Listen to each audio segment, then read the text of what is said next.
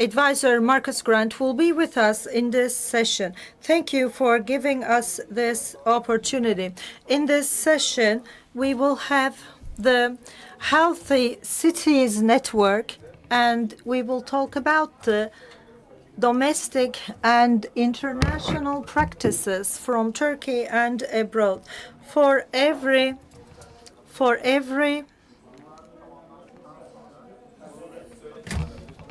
speaker, we will have a certain allocated time, and once they give their presentations, we will have a Q&A session. And we would like to ask them to please send their questions in writing.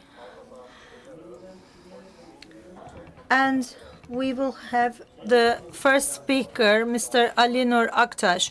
Our chairman will tell us the healthy cities projects in Turkey, and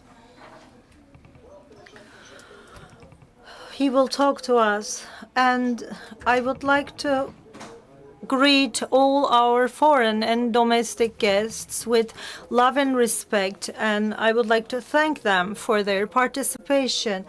This organization, organized by Marmara Urban Cities Forum, and this will be very important for us because I'd like to thank to my dear friend, the chairman of Marmara Urban Forum, and I would like to thank to Mr. Akın. And I would also like to thank Mr. Aslan. As Metropolitan Mayor of Bursa and also as the chairman of Healthy Cities Project, I am more than pleased for being given this opportunity. The Healthy Cities movement actually wants to come up with solutions to the major problems of cities. It was initiated by World Health Organization around 30 years ago. And the European Healthy Cities policies have been an important initiative started in 1998. And all of these public initiatives were supposed to be enhanced and empowered with this project. As Bursa Metropolitan Municipality in 2005, we have started in our late mayor's time, and we had this representation in our city, and we have 81 members and 18 cities has joined us today, and we have 81 cities, and we aim to reach 100 cities, and this goal for us is to have the municipalities and the cities in a healthy structure, and this will help to improve the structure. This will help us to do this with structure.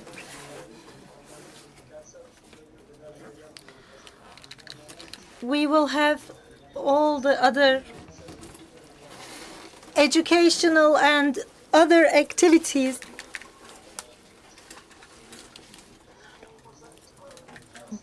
Since we were established,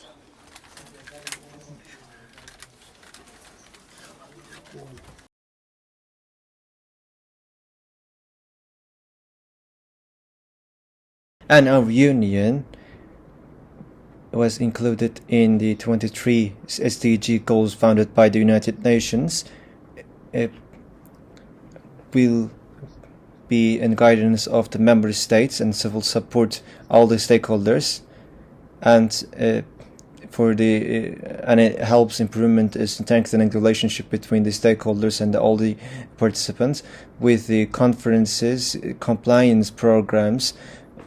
Our union publishes all the publications and news, and sustainable energy is stakeholder programs, and conducts some activities, and shares the data with other member municipalities. Since its foundation, our union is a member of the program initiated by the WHO, and it is one of the most active networks in Europe.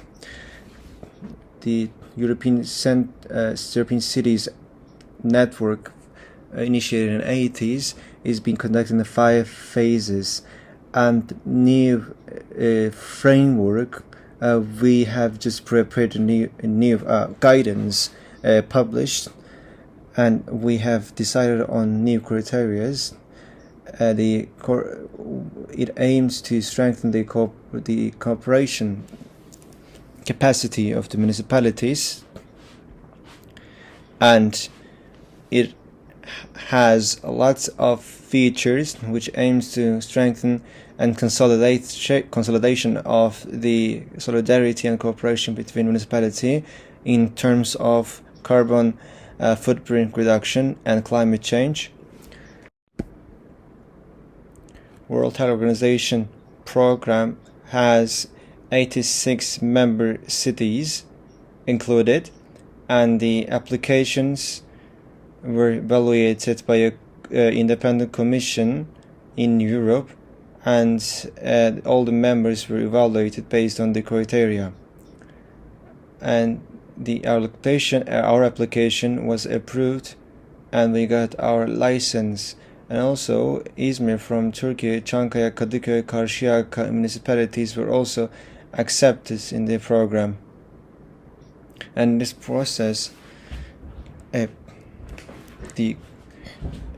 we have been included in the conference, as you can see here, and we initiated our programs with the advisory board, and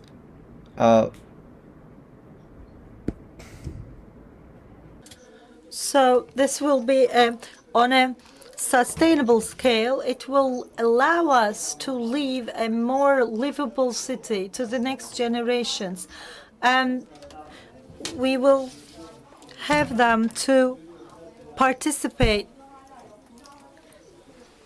so that I would like to inform you that we sent it to our mayors. In the second part of my presentation, in Bursa, which is the 4th largest city of our country, I would like to inform you about our Healthy City projects. This year we had Bursa Urban Healthy Living Plan, and which had 121 projects, and the Buski projects number is 26. Bursa Health Directorate says 26. And first of all, I would like to share with you the 9,000 kilometers long metro line to the urban hospital between Emek and high-speed train, and this will be functional very soon. And we have worked for the 6.1 kilometer line to be projected in this project. One important project that we care about is the Acemler cycling transit bridge, which is also very, very important for us. One of the major connection areas, Acemler, will be enable cycling transport to all parts of the city. We will continue to have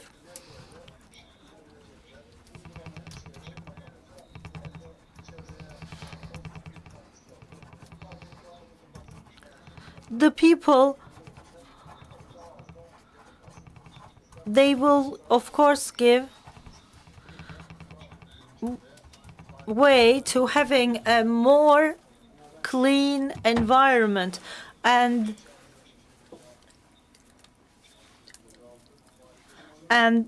this will be help them also with the electric charging devices.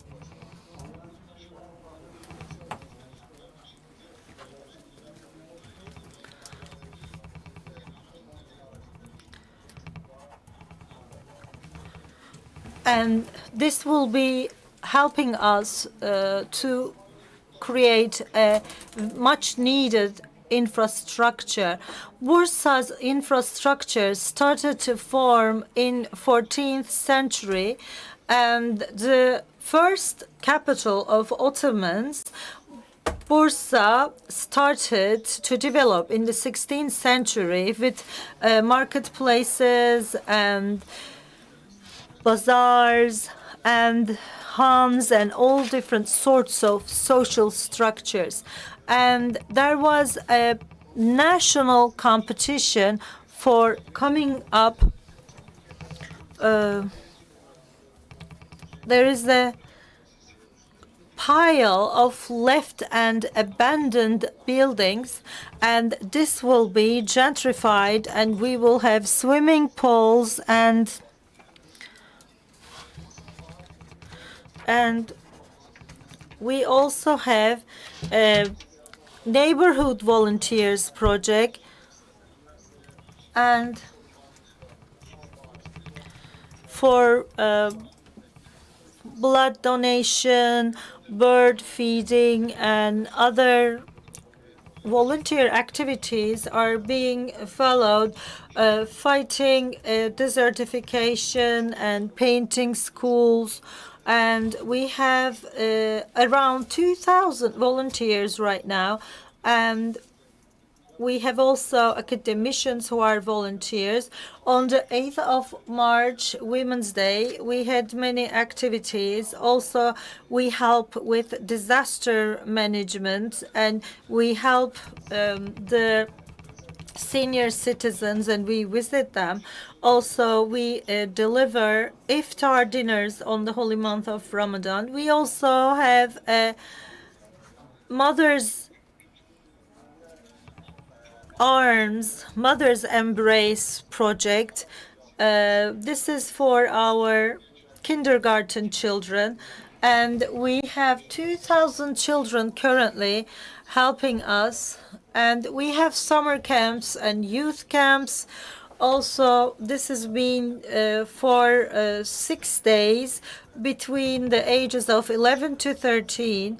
We have cycling, orienteering, archery, swimming, and we have undisabled beach project as well for the disabled people to have access to beaches. We have a Card 16 project, which helps us to give social aid to unfortunate and disabled people so that they will be given their main needs, staple foods. 10,000 families received the card, and when they need to go shopping, they can take their card and they can use it to shop from certain supermarkets. Especially during the pandemic, we had the projects for supporting urban life, and we have given support to them for growing lavender, and $274 billion was our export number for last year, and we will have much higher number this year. We are always talking about migration from the villages to the cities, but soon we will see a migration on the opposite direction. And we have 7.5 saplings that we have delivered to people, and to promote healthy life in 3 regions. We have 7 different cycling parks, and each park has 10 bikes capacity, and it's a shared biking system. We also have a semi-Olympic swimming pool. Also in Mustafa Kemal Pasha, we have centers for youth. We have ecotourism facilities for the youth. Also, we have home care services, especially during the pandemic. This was very useful to our citizens. And this sensitivity increases. We also have projects with other public offices. We continue to increase the green areas in our city. We have many park projects and cycling lanes. We are trying to encourage cycling lanes, and we will be putting them into practice very soon as well. There are World Health Organizations designated us as a member of World Health Organization European Healthy Cities Network for phase 7, and Bursa is confirmed as a member of this. And we want to continue working within that framework. This is a responsibility for each and every citizen, be it a man or woman, young or elderly, whichever age they might be. They actually must be aware that they're a part of this. I would like to once again greet all our participants with love and respect. These are hard times that we are going through. The pandemic is still in effect, and we, of course, wish that all our patients, sickly people, will be healed very soon. Greeting you all with love and respect. Thank you so much for your presentation. I think you are obliged to leave due to your hectic program. This is a very busy day for me, so with your permission, I will ask to be excused. Are there any questions from our participants?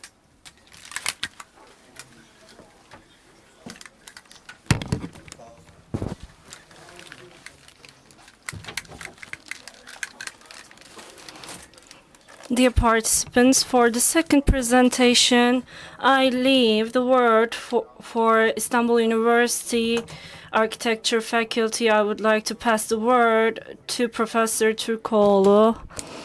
And she is an expert on the cities, the healthy cities, complexes, and she has more than 10,000 works in international and national journals. And on healthy cities, she has many works published. And she is also the member of Turkey Healthy Cities Commission, and she has worked on many subjects and internationally with WHO and many international platforms. She has done, and this is now her work. Thank you very much, Murat. Today, I would like to present you sustainable and healthy cities and what are the elements of these cities. And maybe you all know many subjects related to this, but as you all know, the sustainable development is the aims to establish the health of the society in the present and in the future with sustainability of cities and life. And in every plan, in each decision, we aim to establish sustainability. And at the same time, we aim to preserve a healthy city that is resilient to natural disaster and any kind of threat. These topics are related and supporting each other in terms of sustainability. And with World Health Organization's definition in terms of sustainable cities, now we will see the subjects here. I am trying to open the next slide, but I could not. Can you please wait for me? I'm restarting the slide once again. Is it okay if I open the slide like this? Okay. World Health. Can you please open the slide as full screen? World Health Organization has established, in terms of sustainable cities, has defined it such as preserving the natural and historical elements, and with this, reaching quality and secure environment with all of its elements, such as reaching technology or establishing employment. And as you can see, all of these elements are in our daily lives, and they concern the cities we live in. And it is also supporting the topic of sustainable cities. It is just not focused on one thing, but each of the elements are supporting each other. And in the 6th phase, we are now examining the pandemic and the health issues. And this has been a prominent subject since the 1990s. And from this point, with public health, there is this important subject of city planning, so that the city planning should be conducted in terms of preserving the public health and supporting the public health.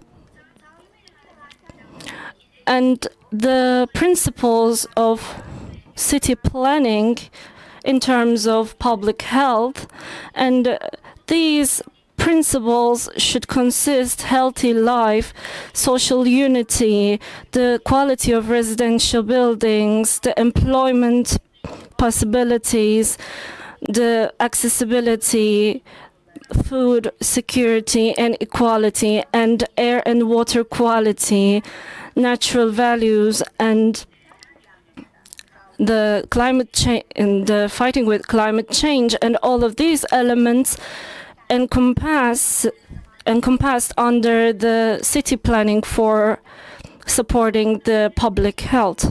And on the other hand, the city life quality is one of the fundamental topic in terms of life quality in the cities. So we should be focusing on the element that is defining the life quality: family, marriage, friends, health, the places, money, jobs, our free time, and our beliefs. So what do we mean as places? These are the places that we spend our time in, and all of these define the life quality in a city. And all of the jobs and professions are in motion as we talk about defining the quality of our life. So as we talk about sustainability, we should be focusing on livability, quality of urban life, and sustainability, as well as environmental quality. And we should also be focusing on every element and that these are also supporting the health and the happiness of a person, and that these also help us to increase our standard of life.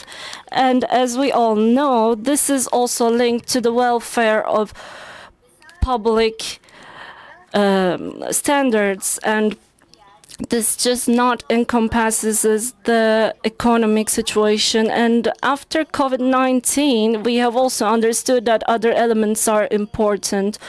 The life quality in a city is in the agenda of many European Union countries, and this is also one of the strategies in city planning. And on the other hand, when we evaluate objectively and subjectively, we can see the results. As we evaluate the life quality, we can also count for air pollution, the number of vehicles, or the security of a city, education of a city, or the crime rates of a city. We can also examine and evaluate a city in many respects. We should account for all of the subjects. And there are three main things that define the sustainability. It's ecology, economy, and equality. These are the three E's. And in a city, these are the subjects that affect the public health and the health of a city. And on the other hand, on the subjects I've worked on, especially on the residential areas or in the public services, there are three main areas. And the first one is the physical quality of a residential area, and to reach public services via public transportation or private transportation, or the social links and social relations we have. And as we evaluate sustainability and city quality, we can see that these terms are against each other most of the time. So in order to preserve the natural area, we should also establish the equality as a public areas. And in the place that we are in now, experiencing COVID-19, we can see that we could not preserve the natural areas, or we could not preserve the economic situations, or we could not preserve the equality. We could not protect any of these subjects. So we should be supporting all of these subjects, especially in the cities. And in terms of neighbors and neighborhoods, we should be designing high quality residential areas in terms of public transportation and in terms of reaching the public services, and in terms of eliminating the discrimination between social communities. Maybe we have achieved some of this, but in a smaller scale, but in a larger scale, we could not achieve this, especially in the European countries. We can see that they have achieved great successes in terms of that. And now let's talk about the three E's we have pointed out before, and the three K's we have mentioned in terms of qualities. All of these should be effective on the public policies. So the local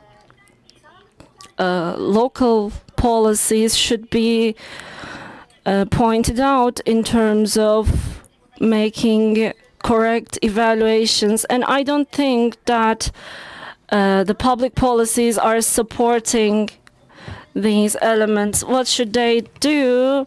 They should be placing these elements in the center of their policies, and they should be approaching and making their decisions by in this respect, and they should be making decisions in terms of that. And our cities do not have such heritage in terms of health. So in the last 100 years, we do not have good experiences. And as we put these 3 points together, they all encompass each other. One of them is accessibility, and the other one is nature and energy.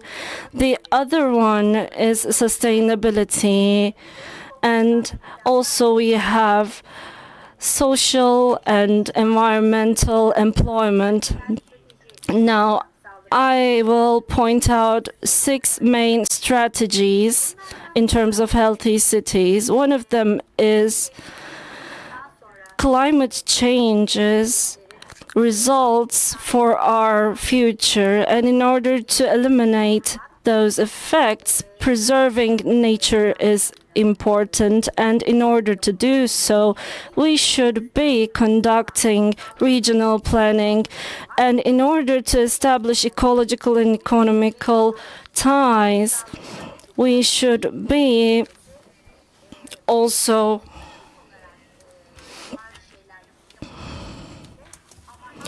establishing the water treatment systems, and these are not enough as we talk about today's situations. And the residential areas built with high buildings, and now we have to establish a high quality residential areas, and with social services, we should be expanding the green areas, and we should rehabilitate the other areas, and we should be building affordable buildings. And this strategy is very important. We are in the urbanization transformation area, and as we develop the urban areas, we should be supporting the social health. This public transportation is also one of the prominent points, but we are not on the scale that we wish to reach in terms of cycling and walking. Also, in terms of supporting physical activities, we should be establishing the other areas other than public transportation. And in terms of restoration, we are following a way that we should be rebuilding. And in terms of green areas, we do not have a great policy, and green areas should be expanded. And this is also one of the lessons that we have learned after COVID-19. We always talk about this in this period of time, and not just to support the poverty. This is also important to support the public, the social communities. And this is not just about the health of the cities, but this is also a great effort to support the public health. So in order to establish such healthy environments, we should be innovative, and this will be supporting the public health. We should be running the alternative ways and projects, and we should be increasing the quality of employment. This is also this should also push the public authorities. And on the last point, the physical activities, the healthy eating habits are also supporting public health, and this is also going to support the pedestrians and cycling, and we should have cities like these. Thank you very much, Mr. Murat. After this general presentation, Miriam will present her presentation, and Marcus will also underline the importance of healthy cities, and Gül will also talk about green systems. Thank you very much. And we also thank you, Ms. Handan, for your presentation. And I would like to ask Marcus and Miriam, do you have any problems with translation?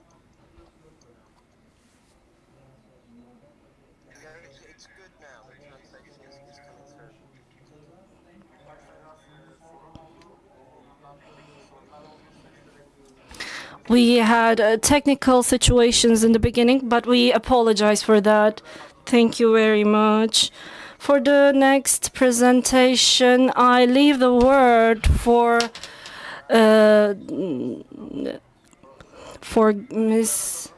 Miss Gülseren Atanur, and she is a professor in Bursa University, landscape architecture, and her researches are on health of a city, and she has been an expert on green areas and city planning, healthy city planning, and she is also the member of World Health Organization Healthy Cities Community, and she has also worked on the standard of places and health of places, and now her presentation will be about health and public of the cities. And this is a very long subject. I thank you, Mr. Murat. And as I listen to Ms. Handan, I have learned, and her presentation has pushed me to think more and more about the places I've worked. And on this framework, after I present to you my speech, I would like to talk about what are the health of places or the public areas or the green areas. And today and the future is also important for us. I will talk about the green areas and the COVID-19 and its effect on us. Now this picture, as you can see, it is Imacard's picture from Design with Nature, and I am always presenting this picture as I conduct my classes. This is representing the unhealthy situation in civilization as we urbanize and transform in an unhealthy way. So Ian McHarg's book here is reflecting this unhealthiness actually, and this is also showing that how limited our relationship to nature. This is how I start my classes, and I would like to underline something here.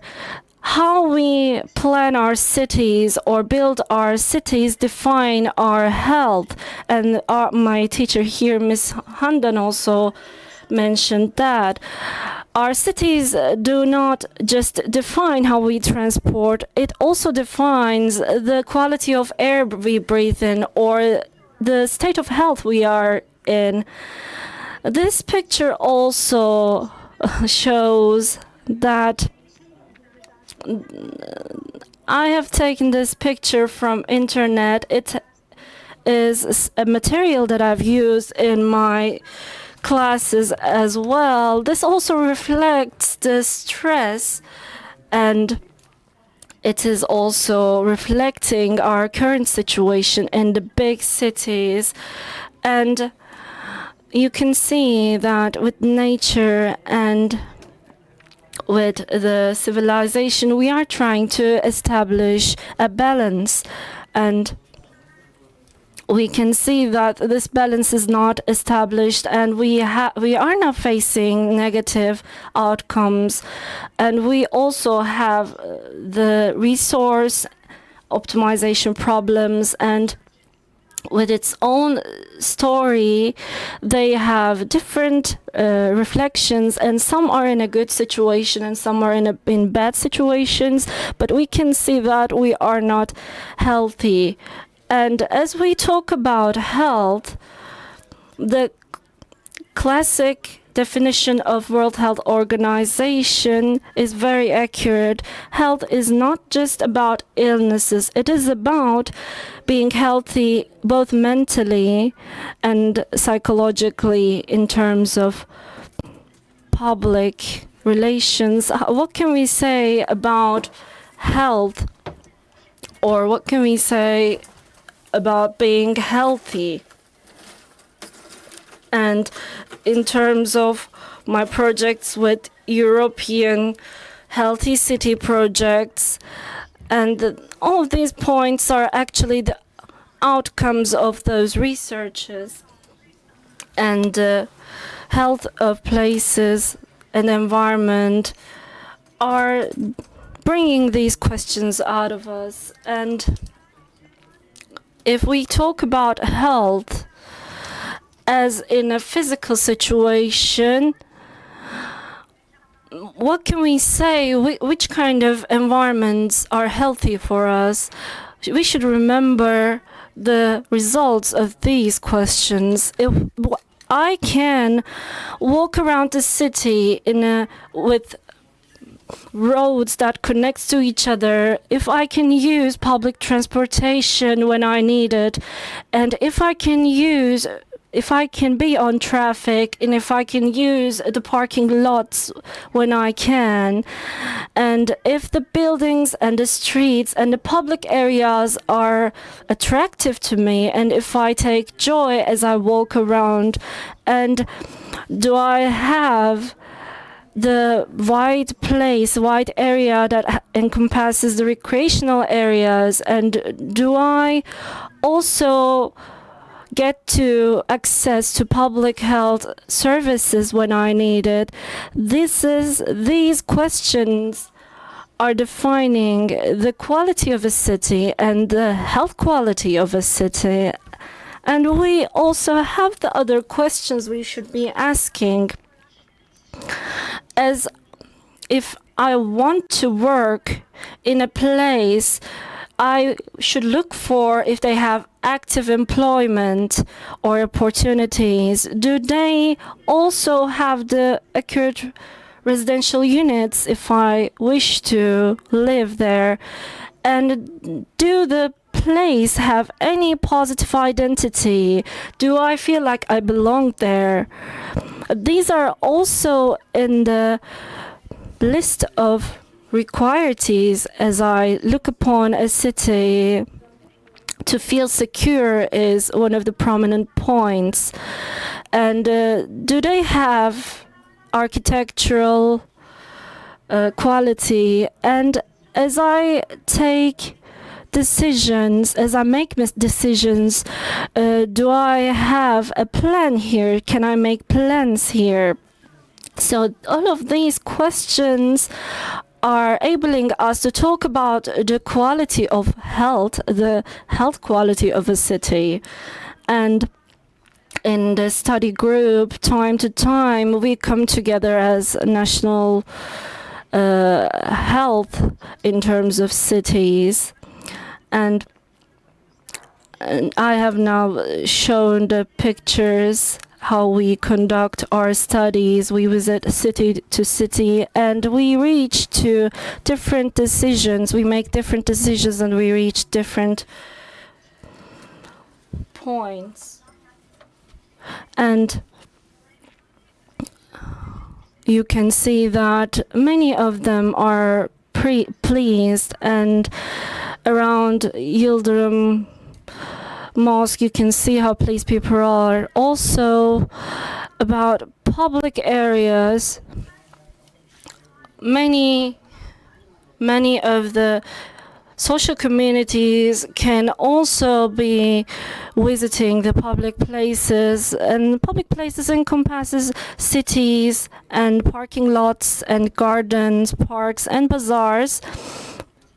And now I am focused on the open areas in this presentation.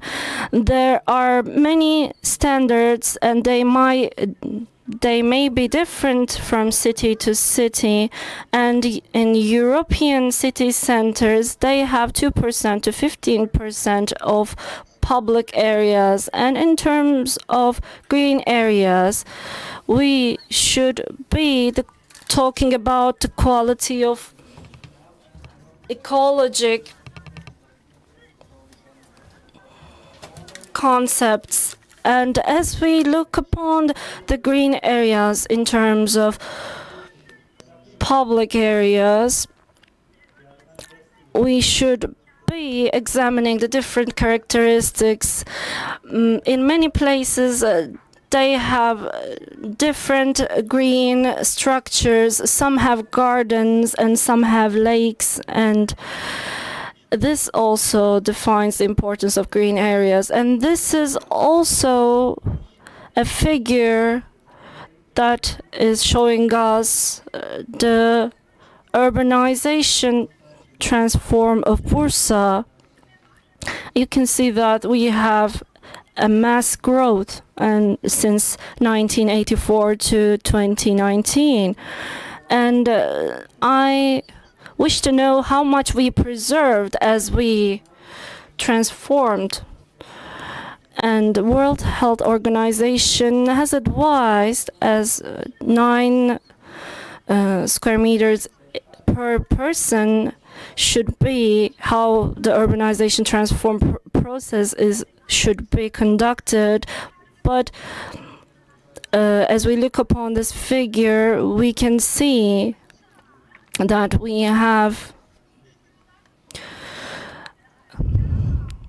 grown this transformation widely in Bursa. Also, as we examine this process in detail, we can also point out the psychological and social elements and the healing prospect of nature. We can see that there are many researches, and in also medical sciences, we have definitions such as the nature heals the soul and the body. And today, as we talk about today, we should look upon ourselves realistically. The green infrastructure approach encompasses the strategies, and in detail we have many advices we should be producing, and we can see that there are good and bad examples. And at this point, our approach should be different. The green areas should not reflect the beauty of a place only. It should also reflect the quality of an area. And as Turkish cities, where are we? And on average, the European cities have conducted 40% of green infrastructure, and many of this place is open to public.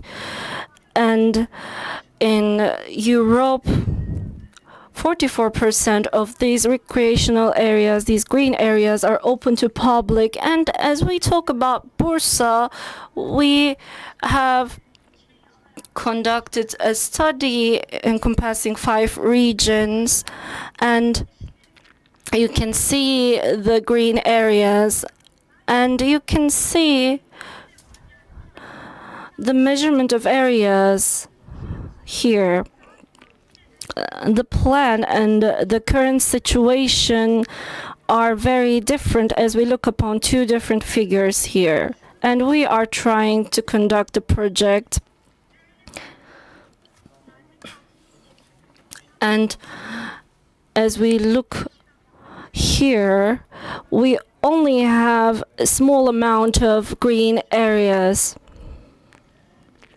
And as we look upon the green areas, the industrialization and its effects are also very important and significant. And also what we lost can be also gained back. And there are many places that were transformed back to the green areas, such as these pictures. So the Frederick Law Olmsted is very important, and he has begun the recreation of Central Park.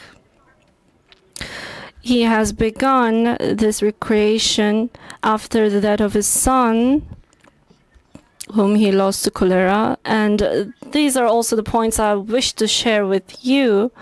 And as we fought against COVID-19 and took measures as we face this pandemic, there are many public areas, recreated areas, renovated areas, and in our faculty I also conducted classes encompassing these subjects in our curriculum.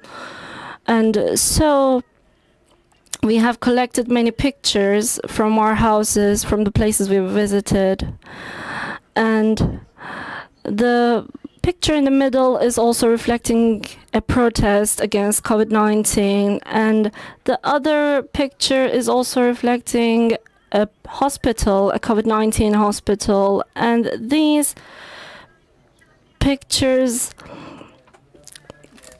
are also reflecting our students from postgraduate studies. And in quarantine, what people were doing, they have taken these pictures from their homes, and the picture kids are playing is taken in Mudanya. It's a traditional building behind them. And the picture in the right is also a picture taken by my student. People are walking on the street, preserving the distance. And my student has also pointed them out with circling them. So this is the social distance theory. It has been also in our agenda. Now we have the social distance in our lives. And as I point out, the last study that we have conducted, that they are using public spaces much more now, and they are using these spaces to exercise or to relax. This has been a study conducted. You can see the source here.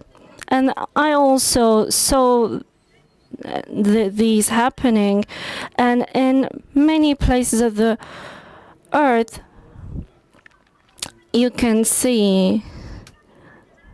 I'm sorry, I am now finishing my slide.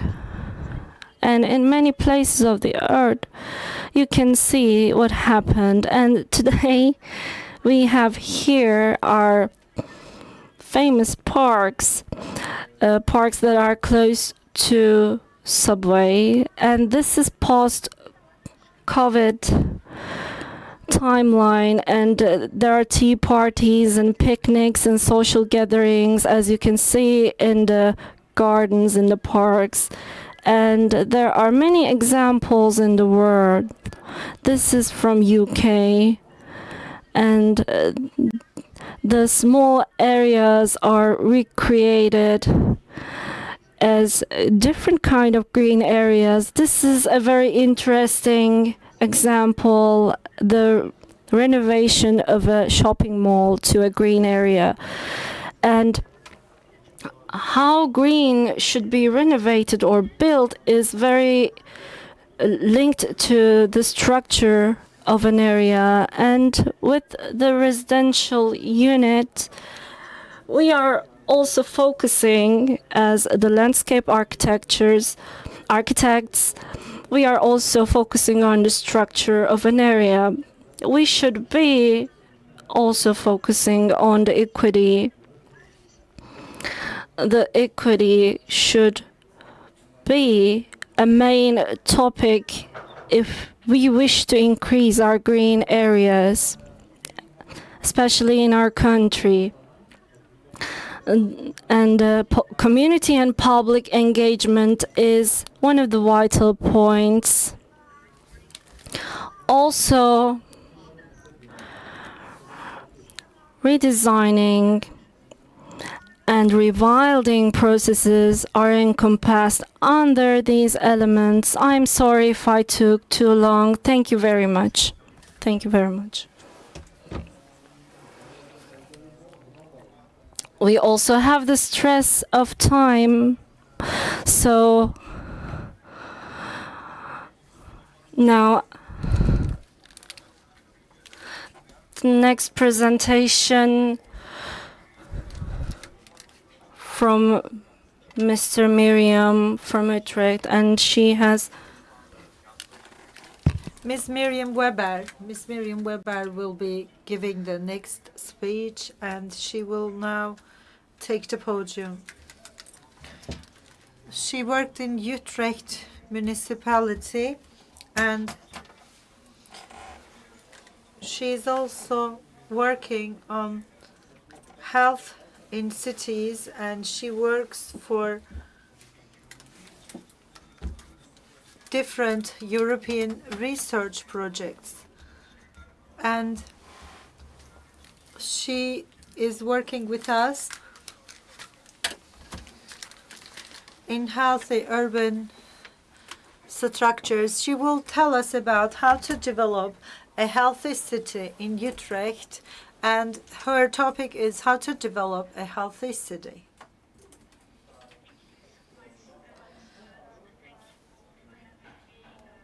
Çok teşekkür ediyorum. Beni de konferansınızda Türkiye'de aranıza aldığınız için çok teşekkür ediyorum. Aynı zamanda konuşmacı olduğum için de çok teşekkür ediyorum. Ben Utrecht'ten aranıza katılıyorum. 2016 yılından beri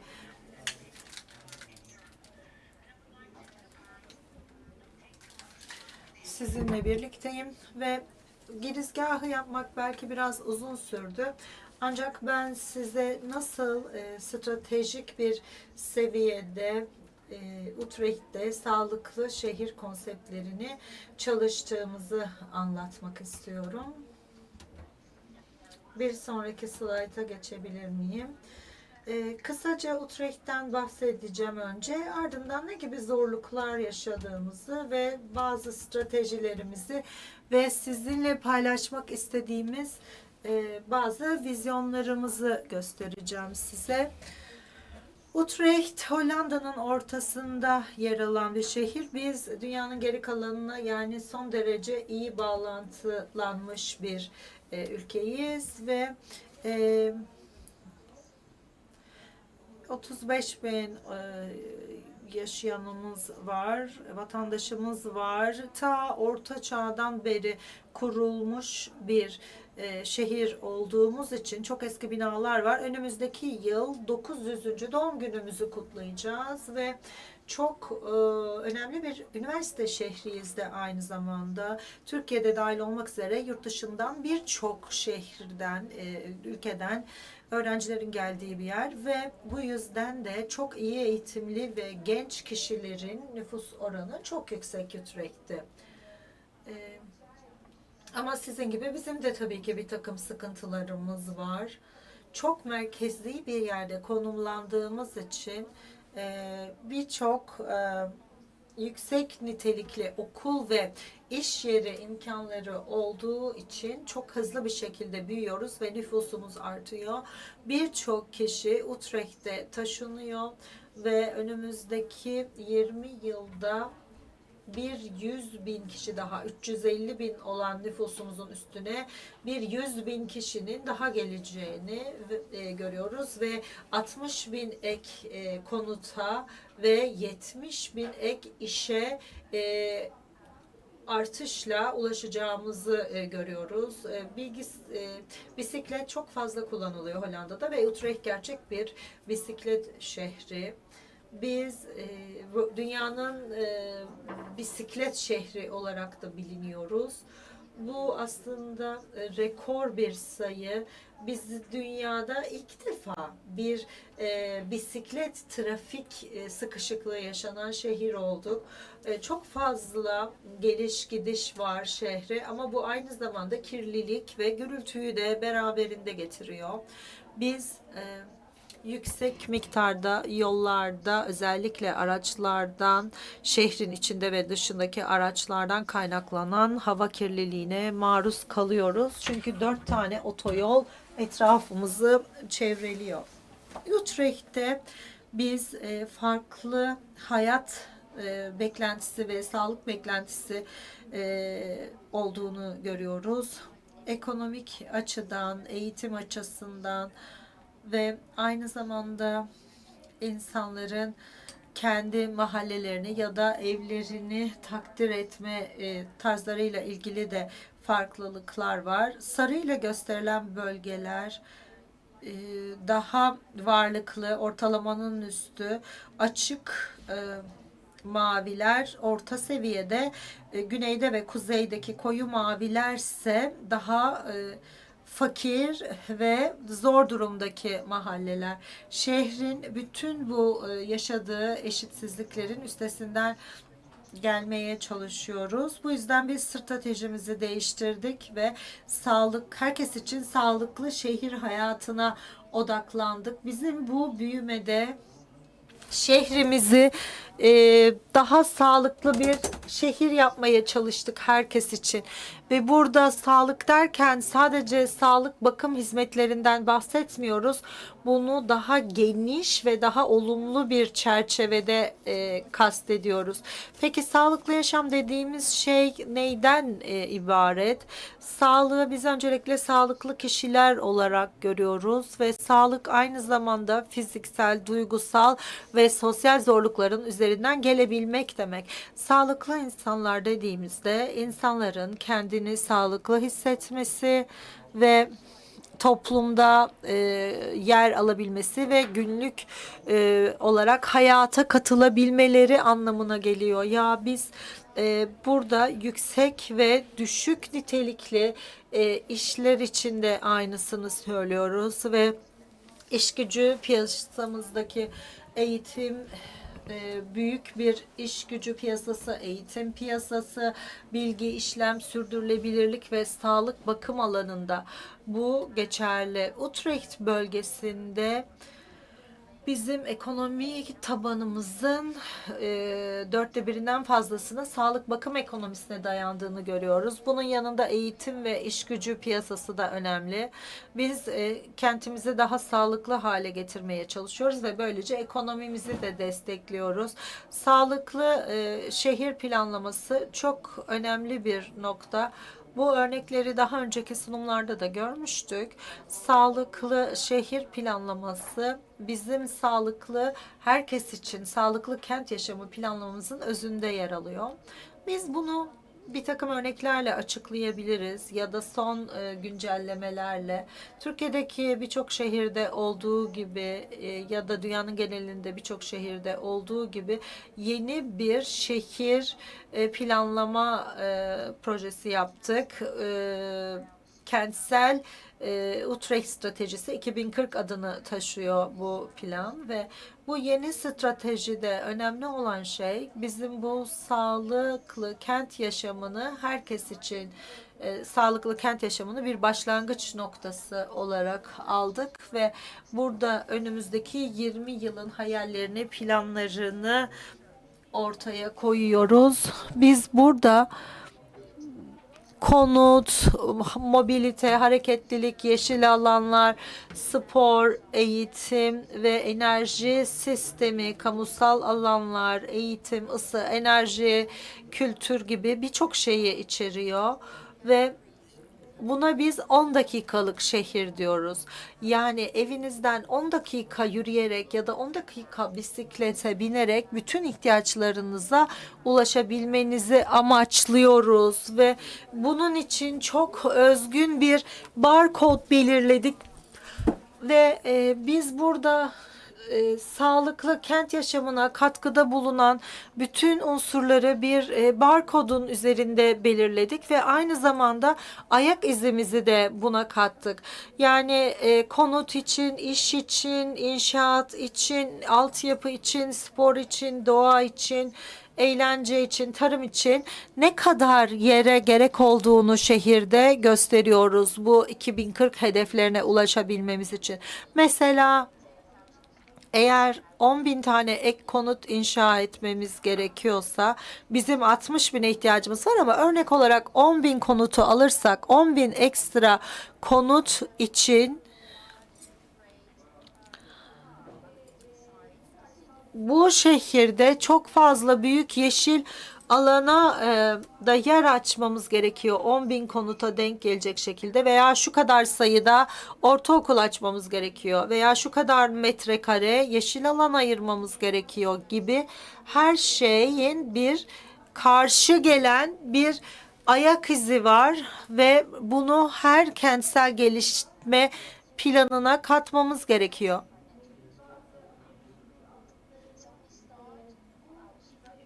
Yani biz burada kendi yapımızı iki hat üzerinde kuruyoruz. Bir tanesi yeşil mavi yapı.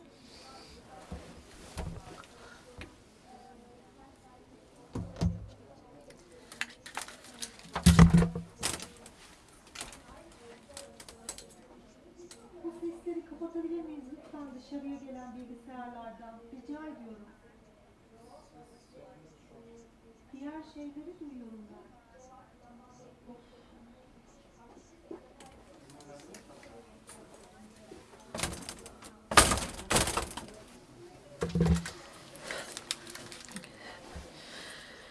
Ve burada yayalar için ve toplu taşıma için neler gerektiğini görebiliyoruz. Kamu toplu taşıma, bisiklet ve yayaların nasıl bunu paylaşacağını gösteriyoruz.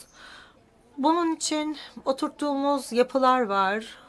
Daha fazla amaçlarımıza, sağlıklı kent yaşamı amaçlarımıza ulaşabilmemiz için size son yaptıklarımızdan birkaç örnek vermek istiyorum. Bu önümüzdeki yıl başlayacak bir şey değil. Hali hazırda bu şekilde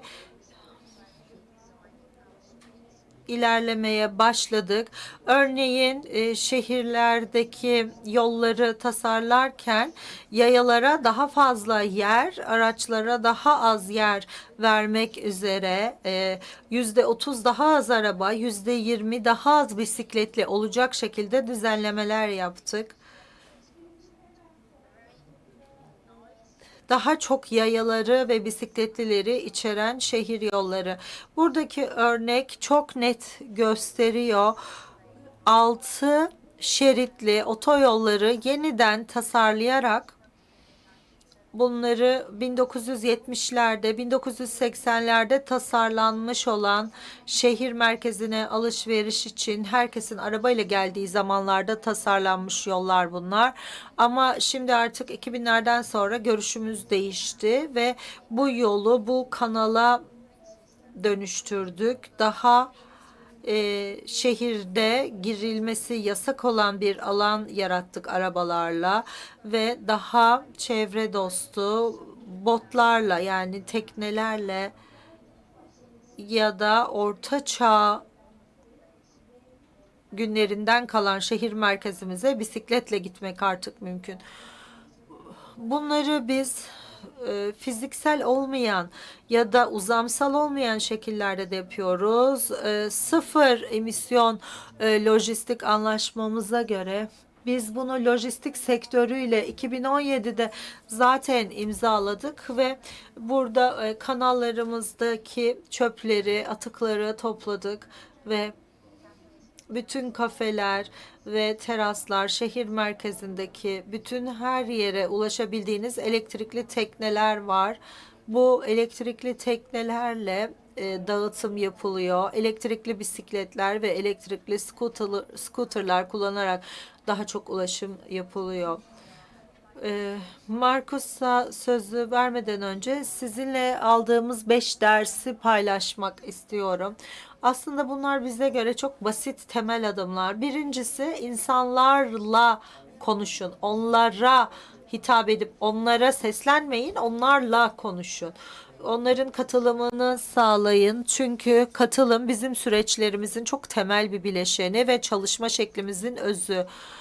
Onların isteklerinin ne olduğunu vatandaşlarımızla konuşuyoruz. Çünkü bazen bunları çok kolay göz ardı edebiliyoruz ama daha önceden bu projeleri tasarlayıp ona göre düzenleyebiliriz. İkinci aşama odaklanın ve biz vatandaşlarımızla konuşarak çok önemli bir şeyi anladık. İnsanlar Utrecht'in sağlıklı bir şehir olmasını istiyor ve bu her şeyin merkezinde, odağında yer alıyor ve bizim her şeyi nasıl organize edeceğimizin de merkezinde bu yer alıyor. Biz değer bazlı bir strateji oluşturduk şehrimiz için. İkinci odak buydu. Üçüncü odak paydaşlarınızı da işin içine katın. Onları da angaje edin. İşbirliği yapın.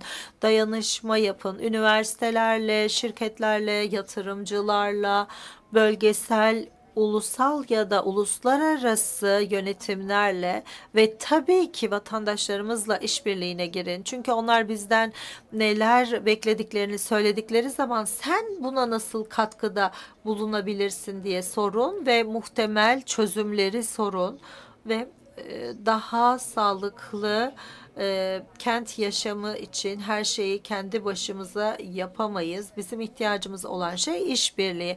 Dördüncü aşama sorularla başlayın, çözümlerle değil. Biz her zaman soru sorarak başlıyoruz ve soru sorarken de nasıl yapabiliriz diye soruyoruz. Mesela bizim tarım dostu otobüs duraklarımız var. Önce bir ihaleye gittik ve nasıl bir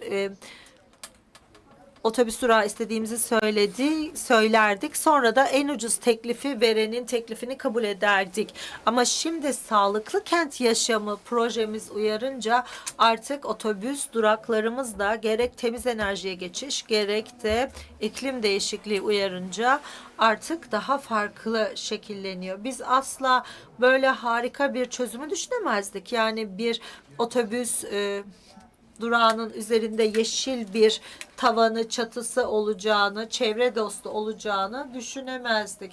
Tabii ardından denemekten ve başarısız olmaktan korkmayın. Deneyin, test edin ve başarısız olmaktan korkmayın. Hep birlikte deneyeceğiz, uğraşacağız ve ortak çözümleri bulacağız.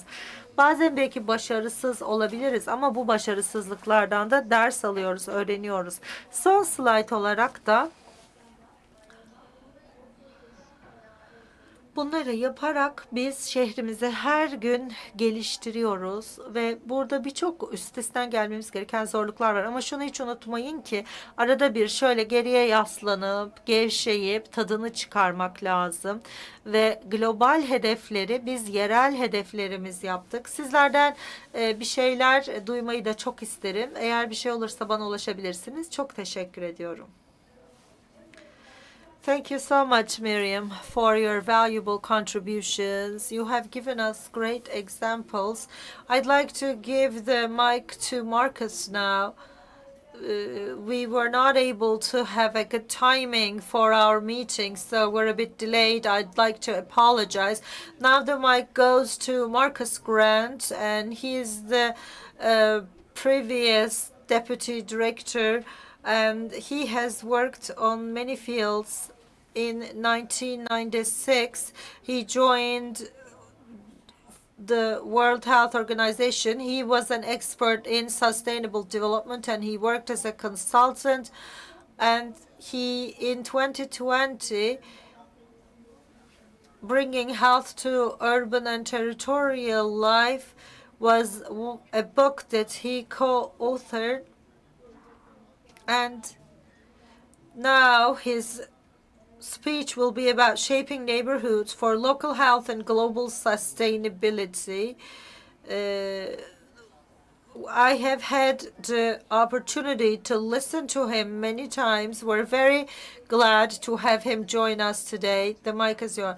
Strategic scales, and I want to talk about what happens at the neighborhood scale, why the neighborhood planning and design is at the crux of planetary health and people's health. And it aligns very well with the WHO European Network, who've been involved in healthy urban planning, as we've heard, since phase 3 and phase 4. Right, so I just need to move my next slide. And that's not moving. What's happening here? Oh, yeah. Okay. So, I'm going to attempt to look at 3 lenses here. The first is the context. The second is the neighborhood in the performance of towns and cities for meeting people's needs. And finally, placemaking approach for human and planetary health. It's based on the publication Shaping Neighborhoods, and we were very pleased to have a 3rd edition just published a couple of months ago.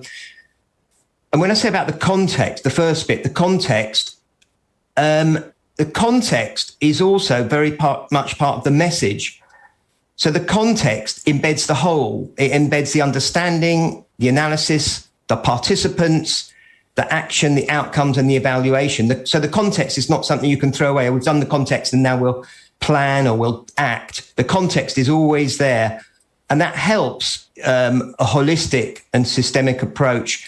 The quote that you can see here, if the purpose of planning is not for human and planetary health, then what is it for?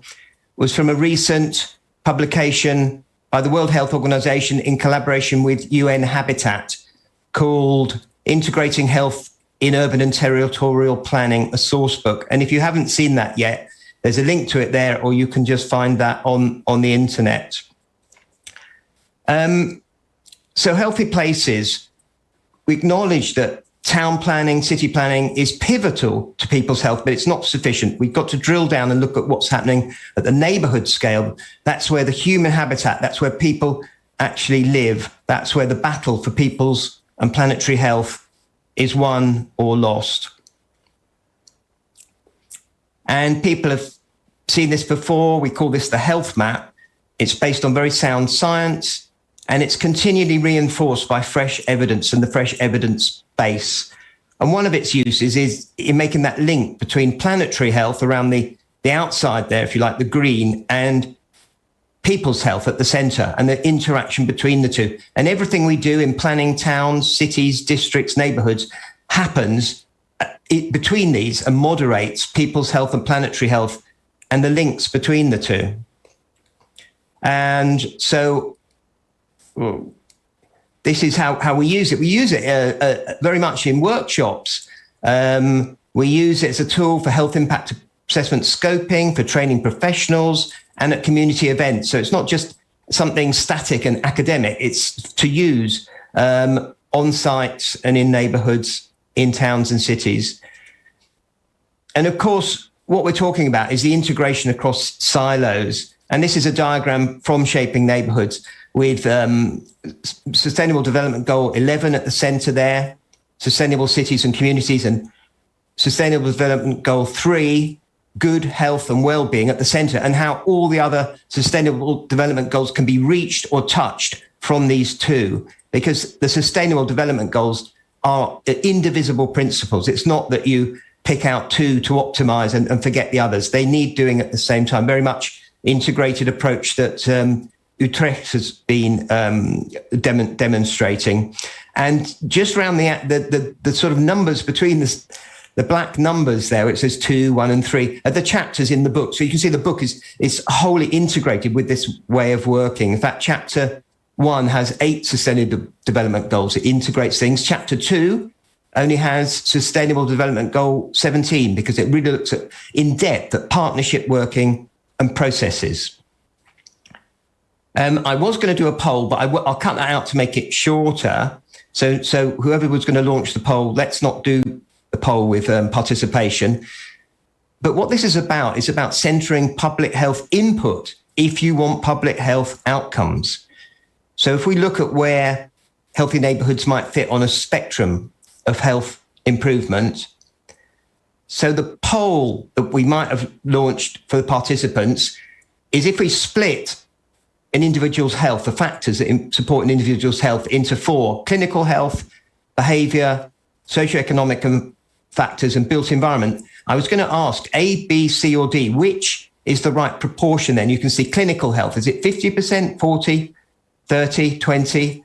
Built environment goes up as you go down these. Is it 10% of the factors supporting someone's health, 15, 20, or 25? And in fact, the result is D, in fact. So built environment is a bigger factor in people's health than clinical care. And this comes from the research of the Robert Wood Johnson Foundation in the US and others. And we can sort of see that really graphically here, because this is where that healthy neighborhoods comes into that whole gamut of health improvement, going from tackling disease at one side and the acute services right through to supporting well-being. And the Shaping Neighborhoods as a book is littered with things like this that can be used in advocacy, in workshops, in supporting the argument. Also, we look, when I say public health as an input, we're looking very much at where public health can add value to planning. So this actual, the 4 round devices here, diagnosis, formulation, implementation, and monitoring evaluation, are the UN Habitat 4 stages of planning. And what we've been looking at is where health comes in as an input. If you want healthy populations as an output, you've got to have health as an input at every planning stage. So it's linking public health professionals and planning, which is what we see in the Healthy Cities program. But Shaping Neighborhoods has many tools for this. And linking spatial decisions to health and well-being. On the right here, on the left, we have the concerns of planners. They're concerned with transport, accessibility, built environment, natural environment. On the left, on the right, we've got the concerns of public health professionals, health, healthy weight, strength, lower cholesterol, healthy blood pressure, relaxation. There might be a number of other things here. And you can track through and see here how spatial planning decisions on one side can lead to outcomes, physical and mental well-being on the other. So just to speed on, so it's a massive tome. That's what it looks like. It's full of diagrams, pictures, case studies, very well integrated. This is Shaping Neighborhoods, goes through chapters, orientation principles, neighborhood planning processes, providing for local need, working with natural systems, energy, water, food and soils, waste and minerals, biodiversity, and neighborhood strategies and neighborhood planning and design. And there's case studies at the end of every chapter from all around the world. So again, careful of the time, I'll just move on through. There's sections on placemaking with communities, with the careful mix you've got to have between density, transport, modal choice, housing mix, and facilities, so that you can make something that's viable then at the neighborhood scale, the neighborhood hub, so that the local facilities, the doctor, the school, the amenities like the bus stop, parks or playground or businesses and local employment are viable. You've got to have the density there, but adding in, of course, the green space at every scale. You can do that. You don't have to sacrifice green space for density. So cross-cutting lessons, emerging from professional silos, recognizing the importance of equality or equity and inclusion, and also acknowledging that we have a lot to learn from low and middle income countries who often do these things with very poor planning systems and with very little resources. So it's a practice manual and a narrative for planning and public health, education and CPD for local authority planners, planners in private practice, public health practitioners, and also communities. And I think the organisers have organised like a flyer or a code where you can have a discount if you're a participant at this workshop. You can also have a 20% off discount. It's come out of years of work with the Health Cities Network in Europe and other places. And it's a sort of real source book and tools for going further, going faster. Thank you. Thank you very much, Marcus, for being in a very short time. Apologize again for the time schedule. Yeah. If you wish, we can later with this group have a discussion session between us.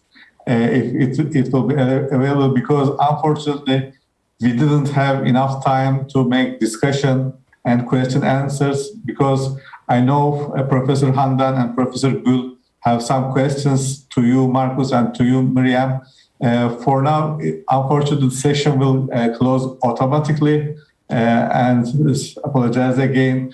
If you wish, we can then meet again. I can make an organization about it. And thank you very much for all your support, for all your time. And we have only 1 minute. Do you want to say something lastly?